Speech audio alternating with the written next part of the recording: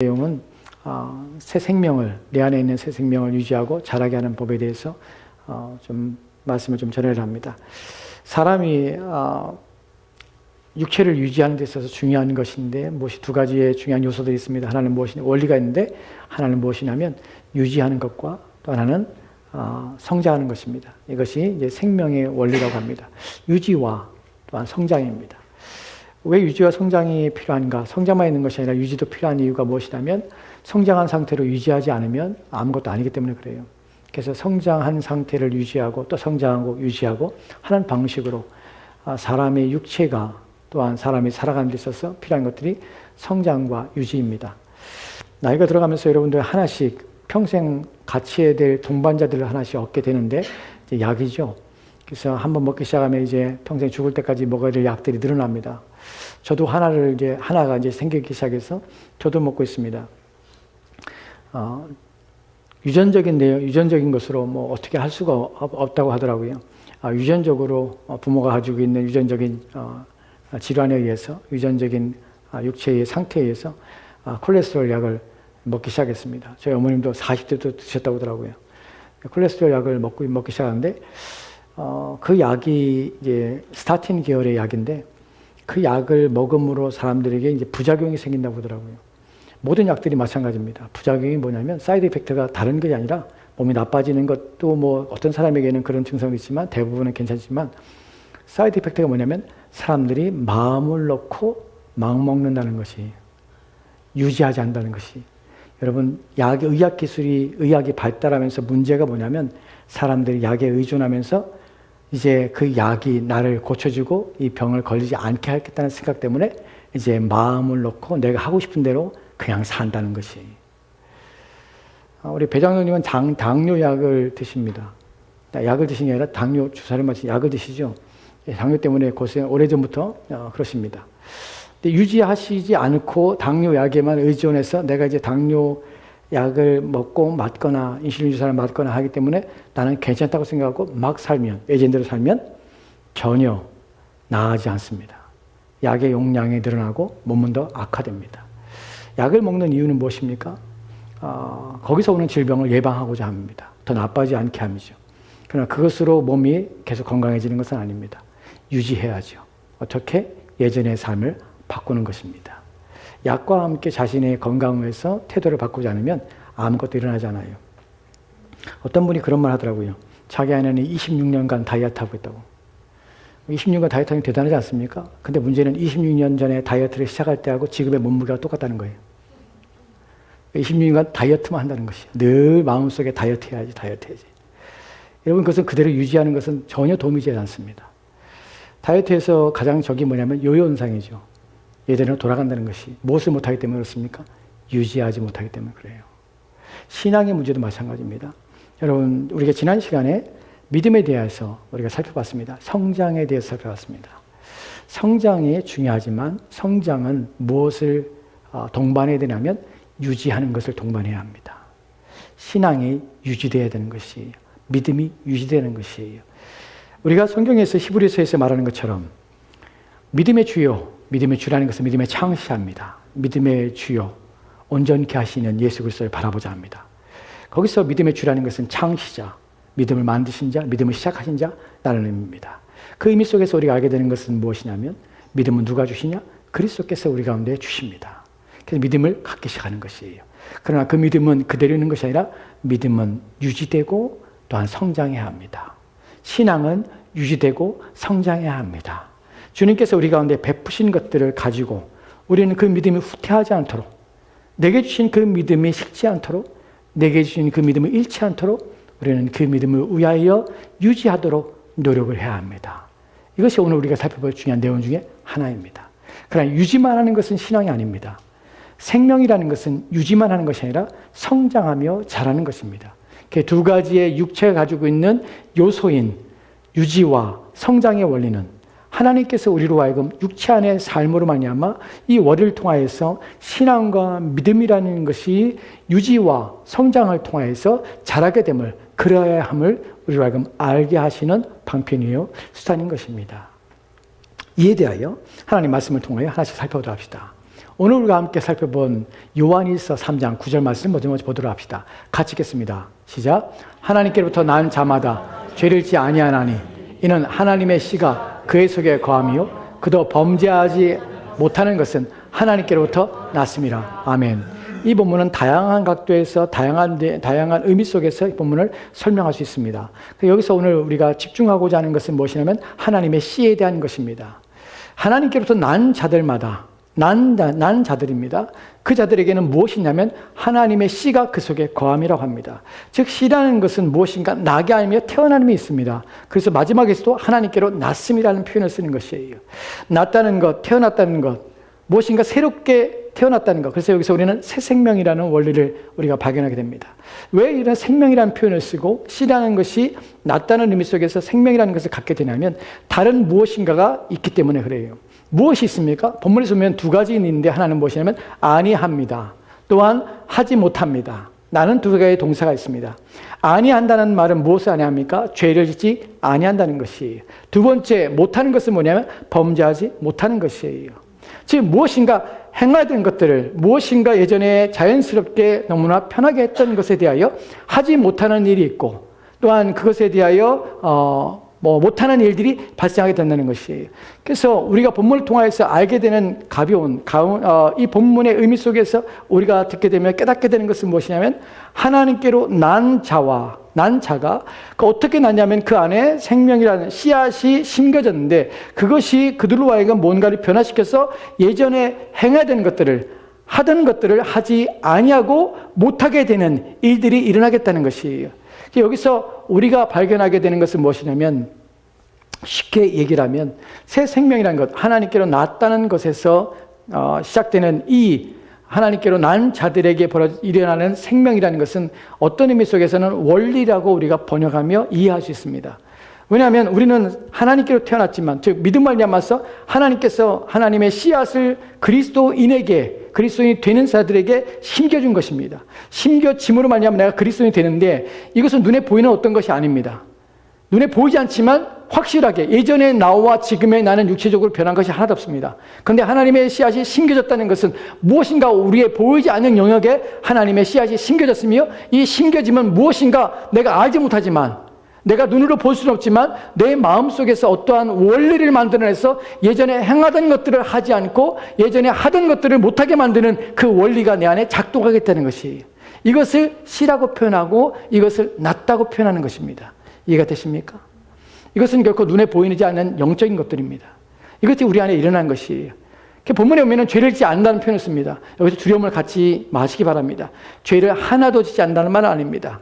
본문에서 그리스도인도 죄를 지을 수 있습니다. 그러나 우리는 무엇을 못하냐면 거하지 못한다는 것이. 본문에서 짓지 않는다는 말은 dwelling이에요. 거하지 않는 것이 못하는 것이에요. 우리가 로마서 6장에서 보는 것처럼 그러면 은혜를 더하기 위해서 죄에 거하겠느냐? 라는 표현을 쓰는 것처럼 우리가 죄에 거하지 않습니다. 신자는 하나님의 씨앗이 들어오므로 새로운 원리가 생긴 자들이에요. 새로운 원리라는 것은 이런 것입니다.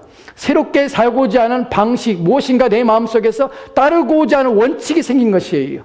그것을 뭐라고 표현하냐면 기독교 원리 또는 기독교적인 세계관이라고 일반적으로 표현합니다. 말이 좀 어려울 수 있습니다. 세계관이라는 것은 원리라는 것은 무엇이냐면 어떤 사물이나 어떤 되어진 일들을 통해서 볼 때에 우리가 그것을 이해하며 깨닫는 시각, 깨닫는 논리, 깨닫는 이해가 바뀌었다는 것이에요. 이것을 세계관이라고 합니다. 세계관이라는 말은 무엇이냐면 세계를 보는 관점이에요. 쉽게 얘기하면. 이해가 됩니까?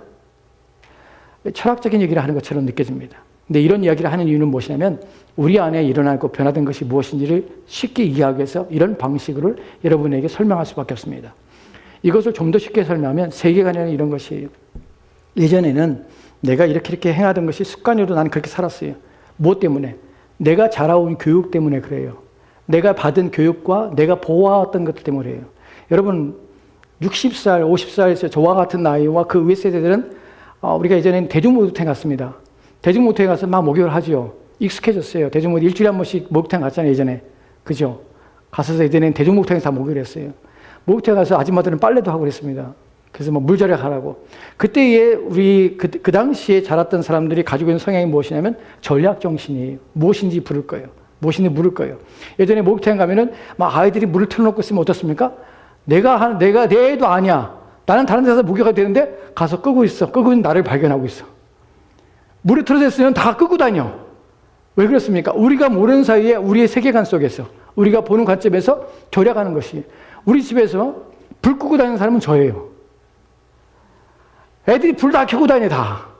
근데 저와 우리 사람이 나이 차이가 그렇게 차이 나지 않는데 불구하고 본인 생각에 나이가 많이 차이 난다고 생각할 수 있어요. 그런데 불구하고 저와 다릅니다. 저를 막 꺼요. 무조건 꺼요. 무조건 꺼요. 그 애들한테 야 샤워 5분만 하면 안 되겠니? 제발 샤워할 때 사우나가 아니야. 사우나 하지 마. 애들은 물을 틀어놓고 거기서 노래 부르고 있어. 그건 우리 이해가 안 되는 거예요. 이해가. 왜 그럴까요? 이미 우리의 자라는 환경 속에서 우리의 세계관, 이 상황을, 이 일들을 이해하는 것들을 교육되었고 이미 어떻게 받아들여진 것이. 그게 우리가 보는 관점이야. 누군가 물을 틀어놓고 있으면 와, 물을 틀어놓고 있지? 저 꺼야 되는데. 여러분 미국 사람들 예전에 말씀드렸죠. 미국 사람들 화장실에 가서 손을 씻고 그 페이퍼 타월을 몇 장 뽑는지 아십니까? 여러분 몇 장 뽑으세요? 저는 한 장 뽑습니다. 한 장 뽑고 한 장 끝납니다. 최대한 닦습니다. 2장 뽑으면 양심에 뭔가 걸리는 것 같아요. 미국 사람들 옆에서 보세요.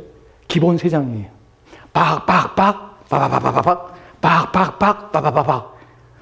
그 보면은 와, 개념이 달라요. 개념이. 무엇인가를 바라보고 무엇인가를 이해하며 무엇인가를 행동하는 것을 원리라고 하며 세관이라 합니다. 하나님의 씨가 우리가 들어온 순간 어떤 세관이 바뀝니까? 하나님의 나라의 관점으로 세상을 보기 시작하는 것이에요. 여러분들 길거리 가다가 휴지가 떨어지고 또 지저분한 거 떨어졌으면 옆에 쓰레기통이 어떻게 있으면 어떡합니까? 줍습니다. 주셔서 휴지통에 버립니다. 예전에는 무엇 때문에 그랬습니까? 예전에는 세속적인 세계관을 가지고 있었어요. 세속적인 세계관에서는, 세상의 말은 우리가 살아가는 사회 속에서의 세계관이에요. 그 세계관을 가지고 있을 때는 무엇 합니까? 공중도덕을 지켜라. 휴지를 땅에 버리면 안 돼. 도덕 시간에 배운 것이에요. 우리는 그런 원리로 그렇게 하면 안 된다고 생각하는 것이에요. 근데 기독교적인 세계관이 바뀝니다. 무슨 원리 때문에 그렇습니까? 하나님이 지으신 만물을 보존해야 될 책임이 내 안에 있는 것이에요. 그래서 휴지를 버리지 않습니다. 다른 관점이에요. 전혀 다른 관점으로 이해하는 것이에요. 왜 물을 낭비하지 않습니까? 왜냐하면 하나님이 우리에게 주신 자원을 우리가 낭비하는 것은 옳지 않기 때문에 그래요. 우리가 모든 관점에서 무슨 관점으로 바뀌냐면 하나님의 관점으로 바뀌는 것이에요. 사람이 살면서, 하루를 살면서 늘상 아침에 일어나서 몸을 씻고 할 때마다 생각하는 것이, 사람이 한 사람이 존재하는 데 있어서 필요한 것들이 너무나 많다는 것들을 생각합니다. 와, 한 사람이 살아가기 위해서 아침에 일어나서 양치하고 치약이 필요하고, 세수하기 위해서 비누가 필요하고, 머리를 감면서 샴푸가 필요하고, 린스가 필요하고, 또한 바디로션이 필요하고, 하루 아침에 일어나서 한 사람이 살아가는데 너무나 많은 것들이 필요하고 너무나 많은 것들을 낭비하는 것을 스스로 생각하게 됩니다. 그래서 머리를 감고, 저는 물을 아끼기 위해서 물을 틀어서 찬물을 틀고서는 머리를 감고 하면서 막 물 절약하려고 되게 많이 애를 씁니다. 우리 아이들한테 얘기를 한들 불구하고 말을 안 듣는데 막 그렇게 하는 이유가 무엇이냐면, 예전에는 어떻게 해요? 그냥 내가 절약하는 것이 내가 아끼고, 그래서 내가 돈을 세이브하든지, 또한 내가 그렇게 함으로 내가 공중도덕을 지키고 좀 윤리적이고 세상을 생각하는 사람, 이 정도의 가치관이 있다면 지금 왜 그렇습니까? 하나님이 지으신 것과 하나님 우리 가운데 허락하신 것에 대하여 절약하며 아끼는 것이 내게 마땅하다는 생각이 드는 것이, 우리 인생의 모든 보편적인 것들이 누군가에게 선을 행하며 내가 누군가에게 도덕과 윤리를 행할 때에 그것은 사회 관념 속에서 도덕과 윤리가 아니라 하나님 나라의 관점 속에서 이렇게 하는 것이 마땅하다는 생각이 드는 것이, 누구 앞에? 하나님 앞에. 이것이 뭐예요? 생명의 씨앗이 들어가기 때문에 그런 것이. 그래서 우리는 다른 사람보다 행할 때에 동일한 행동을 할지 모르지만 우리 안에는 무엇 때문에 합니까? 내 안에 계신 하나님 때문에 이 일들이 일어나게 되는 것이에요.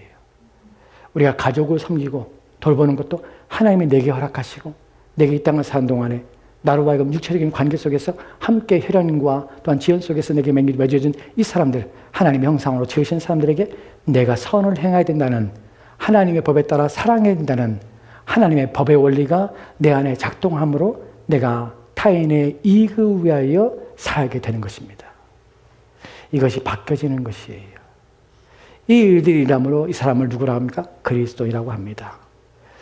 그래서 고린도후서 5장 17절 말씀에는 우리 가운데 이렇게 우리 자신을 이렇게 우리를 정의합니다. 같이 들어갑시다. 시작. 그런데 누구든지 그리스도 안에 있으면 새로운 피조물이라. 이전 것은 지나갔으니 보라 새 것이 됐다.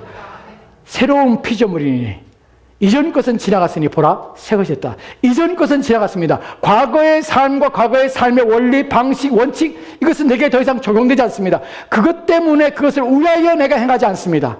이제는 새로운 원리가 내 안에 자리 잡은 것이에요. 그 원리는 하나님의 씨앗의 원리입니다. 이 원리 때문에 나의 삶의 방법, 내가 바라보는 관점, 이해하는 것들, 모든 것들이 달라지는 것이에요.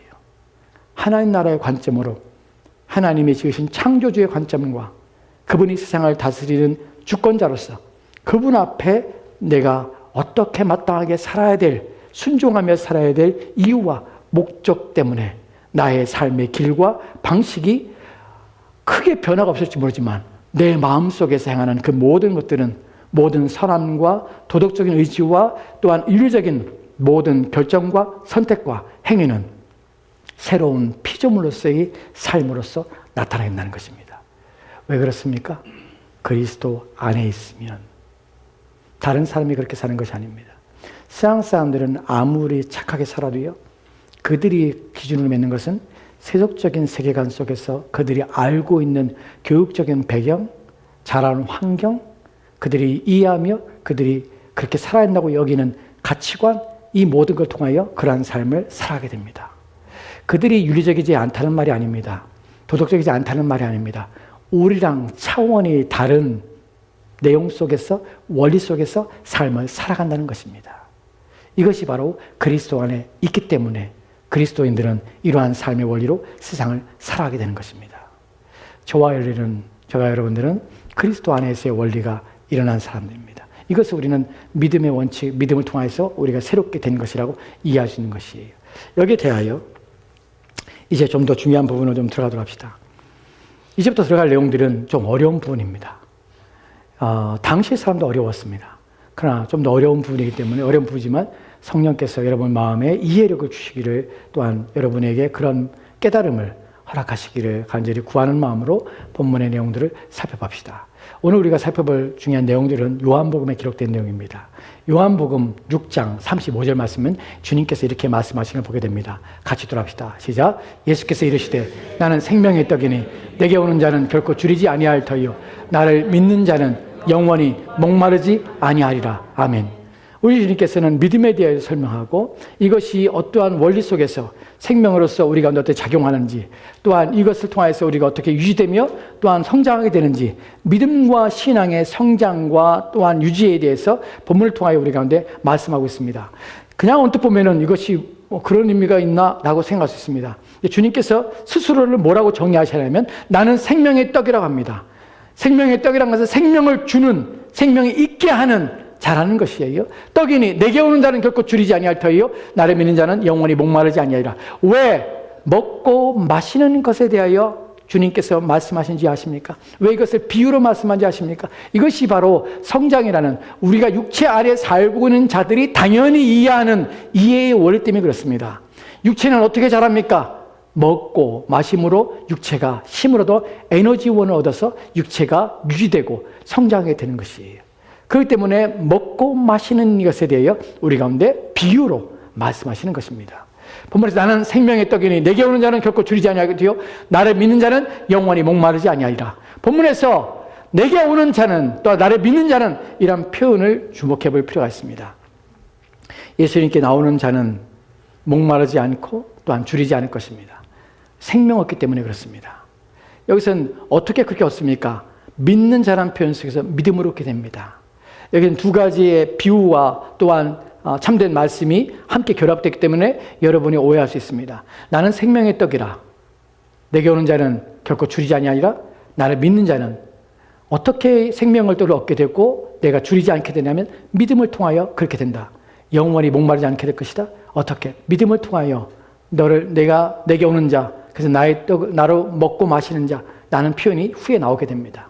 본문에서 중요한 믿음의 원리 속에서 유지와 또한 성장에 있어서 두 가지 원리가 함께 나오는데 무엇이냐면 내게 오는 자는 결코 줄이지 아니할 것이요 나를 믿는 자는 영원히 목마르지 아니하리라.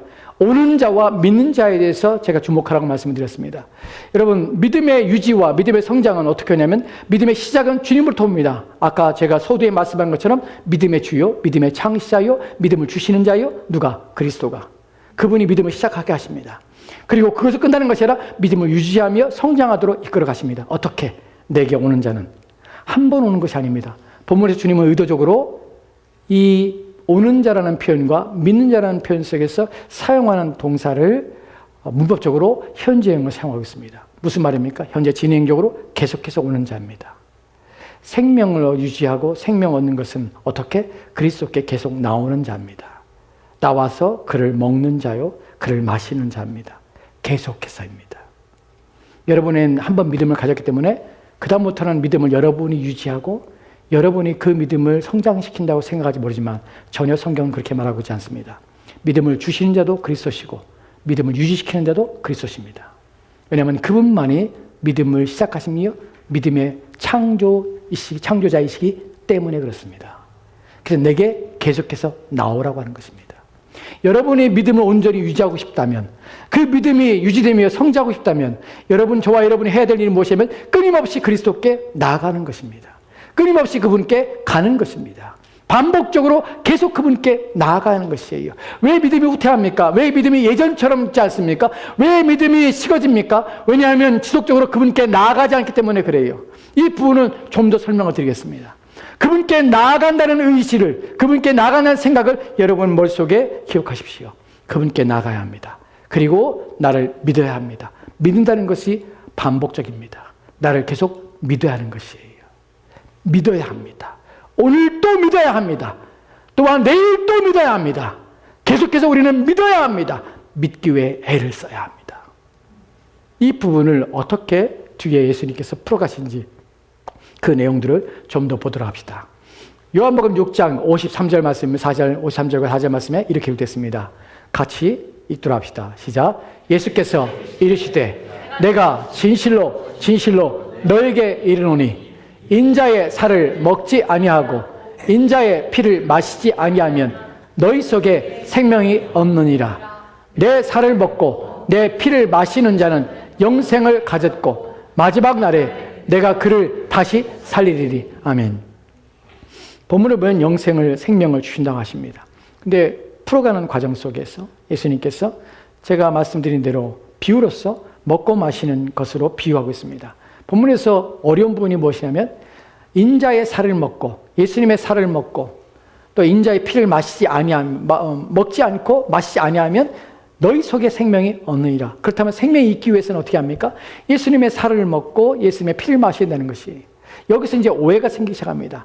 예수님께서는 왜 이런 비유를 하시냐면 우리가 너무나 익숙하기 때문에 그래요. 먹고 마시는 것은 육체가 성장하며 유지하는 데 있어서 가장 중요한 역할입니다. 음식물을 섭취하는 것에 있어서 성경은 그래서 음식물에 대한 비유를 많이 합니다. 생명 얻기 위해서. 이것은 비유입니다. 예수님에 대하여 먹고 마심에 대하여 어떻게 예수님의 살을 먹고 우리가 예수님의 피를 마시는가 하는 부분에 대해서 우리가 뒤에서 예수님께 설명하지만 이 부분을 이해하지 못하기 때문에 오해를 하는 것이 사실은 이 일들을 우리가 행합니다. 언제 합니까? 우리가 성찬식을 통해서 커뮤니언, 성찬식을 통해서 일을 합니다.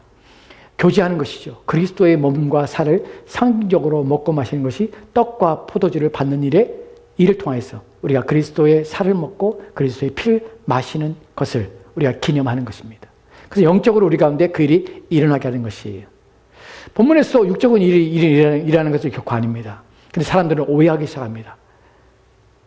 인자의 살을 먹고 인자의 피를 마시지 아니하면 사실은 초대교회 때 이 커뮤니언 성찬식의 성만찬을 행함으로 말미암아서 기독교인들이 많이 박해를 당했습니다. 왜냐하면 당시에 로마의 황제의 지배 아래서 기독교라는 공식 인정되지 않는 종교를 믿고 있는 사람들에게 핍박과 박해를 가하기 때문에 그들은 스스로의 신분을 숨기며 감출 수밖에 없었습니다. 그래서 밤에 몰래 동굴에 모여서 함께 성만찬을 했습니다. 근데 그때 소문이 어떻게 났냐면 그리스도라는 종교를 믿고 있는 사람들은 밤에 모여서 그들이 사람의 살과 피를 먹고 마시는 이상한 짓을 한다. 라고 소문이 퍼진 것이. 그래서 많이 박해를 당했습니다. 근데 이 의미가 담아내고 있는 의도와 담아내고 있는 내용을 모르기 때문에 그렇습니다. 본문의 말을 오해했습니다. 유대인들이. 그래서 오해해서 이렇게 생각합니다. 요한복음 6장에 60절과 61절 말씀에 이렇게 기록되었습니다. 같이 들합시다. 시작. 제자 중 여럿이 듣고 말하되 이 말씀은 어렵도다. 누가 들을 수 있느냐 한데 예수께서 스스로 제자들이 이 말씀에 대하여 수근거리는 줄 아시고 이르시되 이 말이 너희에게 걸림이 되느냐? 이 말이 너희에게 걸림이 되느냐? 많은 사람이 이 말이 걸림이 되었습니다. 무슨 말인지 이해가 안 되는 것이에요. 어떻게 사람의 살을 먹고 저 사람의 살과 저 사람의 피를 마시면서 영생을 얻을 수 있는가? 도대체 어떻게 하는 것인가? 하는 것이 이해가 되지 않는 것이에요. 왜 이해가 되지 않습니까? 그 말의 의도와 목적에 대해서 이 사람들은 오해하고 왜곡하며 그 말의 진위가 무엇인지를 생각해보지 않았기 때문에 그렇습니다. 걸림이 되었느냐? 왜냐하면 사람들이 예수님의 이 말 때문에 오해함으로 예수님을 떠나기 시작합니다. 여러분, 하나님 오늘도 하나님 말씀을 들을 때에 이 말씀에 대해 이해가 안 되는 사람이 있습니다. 하나님 말씀을 듣고 있지만 깨닫지 못하는 사람이 있습니다. 내게 오라, 내게 와서 내 살을 먹으라. 어떻게 살을 먹으라는 것이야? 내게 나오고 나를 믿으라. 믿는 것이 무엇인지에 대해 오해하며 이해가 안 되는 사람이 있습니다. 평생 동안 하나님 말씀을 들어도 그 말씀의 의미가 무엇인지, 예수님께 나오라고 하는 것이 무엇인지가 마음에 안 와닿으며 깨닫지 못한 사람이 있습니다. 왜냐하면 이것은 아무에게나 주어진 말씀이 아니기 때문이었습니다. 걸림이 되었느냐? 그래서 수많은 사람들이 그리스도를 떠납니다. 제자라고 얘기했던 사람들이, 예수님을 따랐던 사람들이 이 말씀 때문에 말씀이 어렵도다. 누가 저 말을 받겠느냐? 이해가 안 된다. 하고 예수님을 떠나기 시작합니다.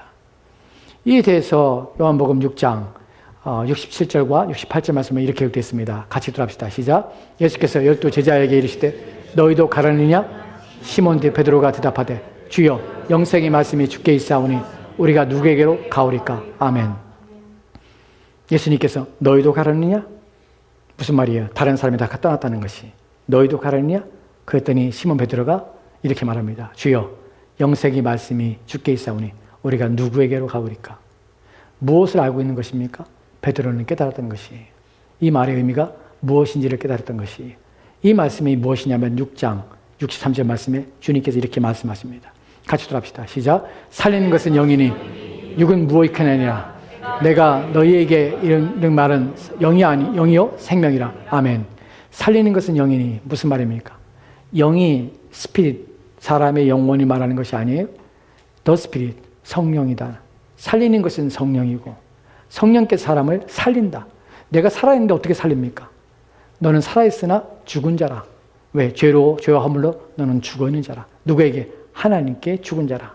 그렇기 때문에 너희 죄와 너희 허물을 사함받아서 네가 그렇게 벗어남으로 용서받아 네가 하나님의 자녀가 되는 이 살게 하신 일이 누구를 통하여? 성령 하나님을 통하여 주어지게 되는 것입니다. 살리는 것은 성령이니 육은 무익하니라. 육은 아무것도 아니라는 것입니다. 내가 너희에게 이런 것은 말은 성령에 가리키는 영적인 일이요 생명이라. 즉 육적인 일을 말하는 것이 아니라는 것이에요. 예수님의 육적인 살과 피를 먹고 마시는 것이 아니란 말이에요. 무엇을 말합니까? 성령을 통하여서 되어지는 일들이 무엇인가? 성령을 통하여 예수님의 살과 피를 먹고 마십니다. 어떻게? 믿음으로. 믿음으로 그분이 나를 위하여 십자가에 죽었다는 사실을 믿게 되는 것이, 받아들이게 되는 것이, 그분의 죽으심에 내가 믿음으로 참여하는 것이. 2000년 전에 그분이 죽으셨지만 그 죽음은 나의 허물과 죄 때문이라는 사실을 내가 믿는 것이에요. 내가 그걸 믿을 때에 성령께서는 나의 믿음을 일으켜서 그 믿음을 그리스도 안으로 나를 집어넣게 하십니다. 그래서 우리가 그리스도와 함께 믿음 가운데서 연합하게 되는 것이에요.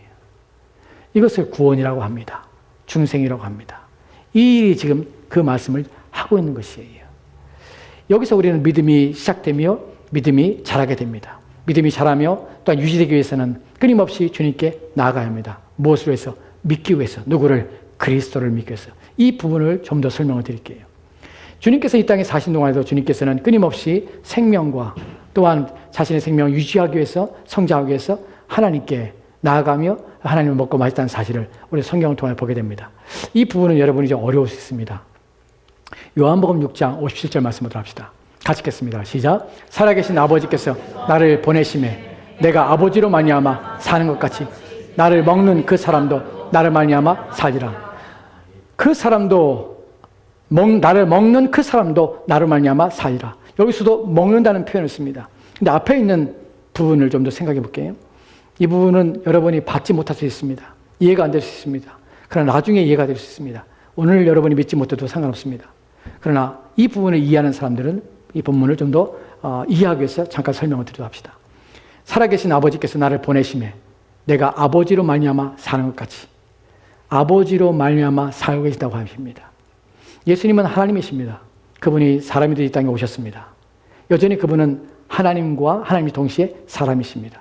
근데 그분께서는 어떻게 사시냐면 아버지로 말미암아 산다고 표현하십니다. 무슨 말입니까? 자신이 살고 있는 것은 내가 힘으로 사는 것이 아니라 하나님에 의해서 산다고 지금 말씀하시는 것이, 하나님이신 그분이 어떻게, 왜, 무엇 때문에 그의 생명을 사는 데 있어서 성부 하나님의 능력이 필요한 것입니까? 왜 성부 하나님께서 도우셔서 그분을 먹고 마심이 필요한 것입니까? 왜냐하면 성자 하나님께서는 육신이 되심을 말미암아서 여전히 육신의 인성이 그 안에 계심으로 하나님의 도우심이 필요했다는 사실입니다. 그래서 그분 또한 하나님이신 동시에 인간이시기 때문에 육체를 가지고 있는 그분으로서 하나님을 먹고 마셨다는 것입니다. 무엇으로? 믿었다는 것이. 이 땅에 계신 동안에 끊임없이 하나님을 믿기 위해서 하나님께 나가셨다는 것이에요. 우리로는 이해가 안 됩니다. 그분이 하나님 아니십니까? 맞습니다. 그런데 육체이기 때문에 그분은 끊임없이 하나님께로 나아가 하나님을 먹고 마신 일을 했다는 것이 무엇을? 믿는 일을 행하셨다는 것이에요. 이 부분을 여러분이 나중에 또 설명을 좀 드릴게요. 이해가 안 되시면. 이때 이 땅에 육체로 계신 동안에 주님께서는 자신의 신성을 가리셨고 인성으로 사셨습니다. 인성으로 사시는 동안에, 사람으로 사시는 동안에 끊임없이 하나님의 도우심을 구했습니다. 그래서 그분이 매일 기도하신 이유가 하나님을 믿기 위해서입니다. 그 육체가 하나님을 의존하기 위해서 끊임없이 하나님께 나가셨던 것입니다. 심지어는 그분이 십자가에 달려 죽으실 때에 마음이 민망이 돼서라는 표현을 씁니다. 그 내가 심히 고민하여 죽게 됐다는 표현을 씁니다. 그리고 아버지의 의자를 내게서 옮기시옵소서라는 기도까지 드립니다. 무엇입니까? 피하고 싶은 것이, 도망치고 싶은 것이. 그럼에도 불구하고 그것을 의존하기 위해서 누구에게? 성부 하나님께. 그래서 그가 하나님께 나아가며 그를 믿는 일을 온 힘을 기울였다는 사실입니다. 이것이 본문을 통하여서 그리스도도 그렇게 했던데 우리 또한 그렇게 하는 것입니다. 이제 마지막 부분에서 여러분에게 드릴 말씀이 있습니다. 믿는다는 것, 무엇을 믿는 것인가? 그리스도께 나아가는 것, 어떻게 나가는 것인가? 그분이 무엇을 그분께 우리가 무엇을 기대할 수 있는가 하는 부분을 말씀드리고 말씀을 마치도록 합시다. 에베소 4장 16절 말씀입니다. 같이 들어갑시다. 시작. 그에게서 온 몸이 각 마디를 통하여 도움을 받음으로 연결되고 결합되어 각 지체의 분량대로 역사하여 그 몸을 자라게 하며 사랑 안에서 스스로 세우니라. 아멘. 그에게서, 누구에게서? 예수 그리스도께서 온 몸이 우리가 마디를 이루고 교회를 이루며 한 몸이 됩니다. 도움을 받습니다. 그에게서 도움을 받는 것이에요. 또 연결되고 결합되어서 그를 통하여 우리는 연결되어서 형제요 자매가 되는 것입니다. 각 지체의 분량대로 역사하게 됩니다. 우리가 맡겨진 일들을 그분을 통하여서 직임을 받고 그 직임을 열심으로 순종하며 그 몸을 세워가는 것입니다. 그 몸을 자라게 하시며 그가 그 몸을 자라게 하시며 사랑 안에서 그가 세우십니다. 즉 우리는 교회를 통하여 말씀이 선포되며 가르쳐짐으로 말미암아서 이 말씀을 통하여 우리가 자라게 되는 것이에요. 교회를 주님께서 세우신 이유는 무엇이냐면 여러분을 성장하며 성숙시키기 위해서 그렇습니다. 그리스도의 몸으로서 여러분이 성장하고 자라도록 교회를 통하여 여러분을 부르신 것입니다. 교회의 땅의 존재의 목적은 바로 그리스도의 몸을 세우는 것입니다. 그 몸은 누구입니까? 바로 여러분 한 사람 한 사람입니다. 그 몸이 그리스도께 붙어있게 하기 위하여 교회는 여러분에게 그리스도께 나오라고 가르치며 교훈하는 것입니다. 그리스도를 믿으라고 교훈하는 것입니다. 이 가르침과 교훈을 통하여 여러분은 영적인 성장과 성숙과 또한 유지가 되므로 그리스도의 몸으로서 지체로서 자라며 성장하게 되는 것입니다. 에베소 4장에서 11절, 12절, 13절 말씀에서 하는 말씀이 바로 이 말씀입니다. 교회에 직분을 주셨다니. 왜? 하나님의 사람으로 온전케 하며 또한 모든 것이 갖춰져서 그리스도의 장성한 분량까지 이르게 하기 위하여 교회를 존재케 하시는 것이. 여러분이 교회를 통하여 누구에게 나갑니까? 그리스도에게 나가는 것이. 어떻게 나갑니까?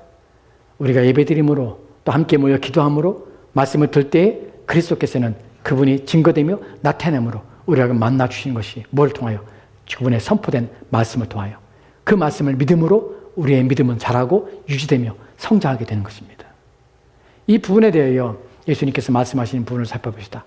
요한복음의 6장의 27절 말씀 이렇게 말합니다. 같이 들어갑시다. 시작. 썩을 양식을 위하여 일하지 말고 영생하도록 있는 양식을 위하여 하라. 이 양식은 인자가 너에게 주리니 인자는 아버지 하나님께서 인치신 자니라. 아멘. 여기서 중요한 것이 이 양식은 누가 줍니까? 인자가 줍니다. 인자가 누굽니까? 그리스도가 주시는 것이에요. 그리스도께 양식을 주십니다. 그래서 뭐라고 말하면 썩을 양식을 위해 일하지 말고 썩지 않을 영생하도록 있는 일을 위하여 일을 하라. 이 사람들이 알아들었어요. 일을 해야 되는구나. 그 일이 무엇인가? 인자가 너에게 이 양식을 준다. 이 말에 대해서는 의문을 가지만 일을 하라는 말을 듣고서는 이들이 질문합니다. 그 질문에 대해서 이렇게 답합니다. 28절과 29절 말씀입니다. 같이 들어갑시다. 시작. 그들이 묻되 우리가 어떻게 해야 하나님 일을 하오리까? 예수께서 대답하여 이르시되 하나님께서 보내신 일을 믿는 것이 하나님의 일이니라. 아멘. 썩을 양식을 위해 일하지 말고 썩지 않을 영생이 있는 양식을 위해 일하라. 이 양식은 누가 주냐면 인자가 너에게 주리라 라고 말합니다. 인자는 누구냐면 하나님께서 나타나시며 보내신 자니라. 그러자 이 일을 어떻게 합니까? 우리가 썩지 않을 일이 무엇입니까? 나를 믿는 것이라. 하나님께서 보내게 하신 일을 믿는 것이 너의 일이라. 바로 누구를 믿는 것입니까? 그리스도가 하신 일, 그리스도에 대해 아는 것입니다. 믿음은 어떻게 자라고 유지됩니까? 그리스도를 알면 알수록 자라게 되는 것이, 그리스도를 통하여 성장하게 되는 것이, 그리스도를 믿으면 그리스도를 알면 알수록 우리의 믿음이 커지고 그 이해하면 이해할수록 우리의 신앙은 더 자라게 되는 것이에요.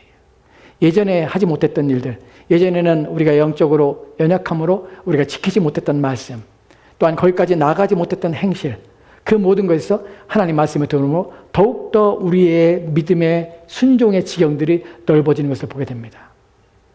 우리의 마음이 하나님께로 향하면 향할수록 여러분의 신앙과 믿음은 자라게 됩니다. 어떻게 해야 무엇이 됩니까? 그리스도를 알므로 그에 대하여 깊은 이해를 가지면 가질수록 여러분은 여러분이 의심하던 것에서, 여러분이 불안하던 영역에서 불안을 떨쳐버리게 되고 또한 여러분의 마음들이 평안을 얻게 됩니다. 죽음에 대한 공포, 삶에 대한 두려움, 염려, 하나님이 너희 주인이시라. 너희의 죽음에 하나님께서 영원한 생명 가운데 너를 받아주실 뿐만 아니라 주님이 계신 곳에 내 삶과 내 인생이 이제 이 땅을 삶을 마치는 그날에 주님께로 가는 것이다. 이러한 믿음이 우리로 하여금 이 땅을 사는데 담대함을 얻게 되는 것입니다. 우리로 하여금 믿음의 지경을 넓히기 위해서는 그리스도를 깊이 알며 그분이 어떠한 능력을 가지고 계시며 무엇조차도 할 수 있는지를 여러분이 믿어야 합니다. 그분은 우리로 하여금 예수 그리스도 안에서 새로운 생명을 주실 뿐만 아니라 그 생명을 넘치게 해서 이 땅의 모든 사는 삶에 있어서 그분의 다스리며 통치하지 않는 영역이 없다는 사실을 기억하십시오. 여러분의 매 순간 모든 삶에도 그분께서는 지금도 살아계셔서 그분께서는 수만 가지 방식으로 나의 삶의 길에서 내게 유익되며 내 영혼과 나의 신앙에 유익되는 일들을 위하여 일하고 계시는 사실을 기억하십시오. 하나님께서 우리 안에 선한 일을 시작하셨고 선한 일을 이루어가고 계십니다. 내 눈에는 내가 원하는 것들이 이루어지지 않기 때문에 하나님이 일하지 않는 것처럼 보이지만 그분은 내가 원하는 방식이 아니라 그분이 원하시며 기뻐하는 방식으로 나를 만들어가고 계십니다. 때로는 고난과 역경이 있지만 그것은 그분께서 우리를 믿음을 잘하며 하나님을 더 의지하며 하나님이 어떤 분이신지를 알게 하시는 방식과 방편과 수단으로서 우리 가운데 허용되고 있다는 사실을 기억하십시오. 버리셨기 때문이 아니라 우리로 하여금 연단과 훈련을 통하여 우리의 믿음을 자라게 하시는 하나님의 방식입니다. 이 사실을 여러분이 기억해야 합니다. 그렇기 때문에 여러분들은 무엇을 해야 됩니까? 믿음이 자라기 위해서 그리스도 아는 일에 온 힘을 기울여야 합니다. 어떻게 해요? 주님께서는 이렇게 요한복음 5장 39절 말씀에 이렇게 말씀하십니다. 같이 들어갑시다. 시작. 너희가 성경에서 영생 얻을 줄 생각하고 성경을 연구하거니와 이 성경이 곧 내게 대하여 증언하는 것이라. 이 성경이 누구에 대하여?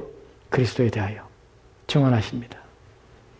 어떻게 믿음이 자랍니까? 그리스도를 먹고 마심으로. 그리스도를 먹고 마심이 먹는다는 것이 어떻게 무슨 일입니까? 어떻게 하는 것입니까? 그리스도를 믿는 일입니다. 그리스도를 믿는 것이 무엇입니까? 그리스도를 아는 것입니다. 그리스도 어떻게 합니까? 하나님 말씀을 통하여 그리스도를 보며 알며 깨닫게 됩니다. 그러면 여러분의 믿음이 자라게 되는 것입니다. 왜 우리가 매일 하나님 말씀을 읽어야 합니까? 왜 하나님 말씀을 가까이 합니까? 거기서 우리는 무엇을 봅니까? 그리스도의 크고 넓으신 그의 능력과 힘과 또한 그의 권능을 봅니다. 온 세계에 어떠한 권세 있는 자들조차도 그분이 세우시지 않으면 한 사람도 설 수 없다는 사실을 우리는 구약 성경을 통하여 봅니다. 한 나라의 왕을 세우기도 하시며 폐하 계신 분이 하나님이십니다. 이미 다니엘서에서는 세상의 역사 속에서 가장 위대한 왕이라고 얘기했던 알렉산더 대왕의 출현을 알렸고 그의 나라가 어떻게 해쳐지며 또한 그의 나라가 어떻게 분열될 것을 이미 예언하셔서 하나님께서는 한 나라의 왕을 세우기도 세상의 가장 위대한 왕의 위대한 역사를 세우기도 하시고 무너뜨리려 하시며 그 역사의 주관자심을 기억하십시오. 그렇다면 우리 또한 그 능력의 하나님 앞에 그 권세 있는 하나님 앞에 우리 또한 우리 인생이 그분의 손에 있다는 것은 그분께서 우리를 지키시고 그분께서 허물지 아니하시면 결코 허물어지 아니하며 그분께서 세우지 아니하시면 결코 세우지 않는다는 사실을 믿게 되는 것입니다. 저와 여러분 누구의 손에 의해서 세워지고 무너집니까? 오직 세상의 주인이신 하나님의 손에 의해서만 누가 우리를 무너뜨린 것이 아니라 그분께서 우리를 무너뜨릴 때 우리는 무너질 수밖에 없으며 그분께서 세우시면 누구도 우리를 무너뜨릴 수 없다는 사실을 기억하십시오. 이것이 우리의 믿음입니다. 이것이 우리의 주의 말씀 속에서 우리가 얻게 되는 확신이며 소망입니다. 이 믿음을 갖기 위해서 우리는 끊임없이 하나님 말씀을 읽고 묵상하며 그 말씀 속에 가르치는 것들을 교훈받아 우리의 마음에 채우며 세우는 일들을 온 힘을 기울여야 합니다. 새로운 한 해가 시작합니다. 그때에 여러분이 하나님 말씀을 더 가까이 하는 한 해가 되시고 올 한 해의 영적인 모든 게으름을 던져버리고 또한 뒤로 버리고 새 옷을 입고 새롭게 시작하는 한 해가 되기 위해서 온 힘을 기울이시기 바랍니다. 기도합시다. 하나님,